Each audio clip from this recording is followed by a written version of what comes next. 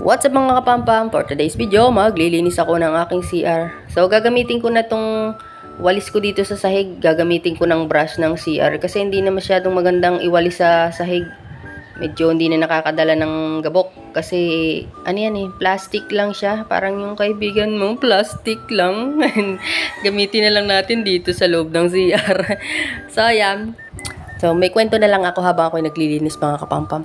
Alam nyo ba nung nag-aaral ako, hindi ako masyadong maingay sa classroom, hindi ako masyadong sumasagot sa mga question kasi hindi ko naman alam talaga yung sagot. Pero, kumbaga hindi ako masyadong maingay, hindi ako makwento sa loob ng crushroom ng room namin dati. Sa mga nanonood na dati kong classmate dyan, alam nila yan. Hindi ako masyadong maingay. Tahimik lang ako, hindi ako masyadong nagsasalita. Magsasalita lang ako pagka, yun, alam ko yung sagot, tataas ako. Bihira pa yun ha. Sa isang taon siguro mga nakadalawang taas lang ako ng kamay.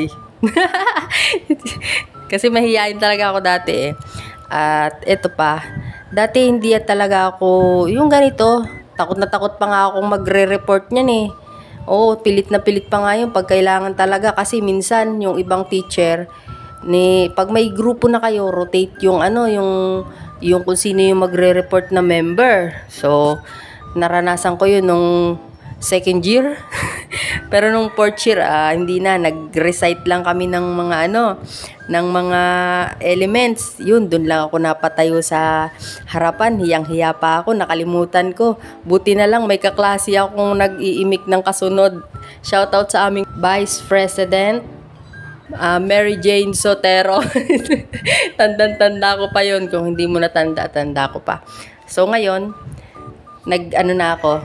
nag-iba na. Dito sa vlog ko, mapal na yung mukha ko. Naging na ako, maboka yung bibig ko. So, ayun lang yung kwento ko. Thank you for watching. Linis na.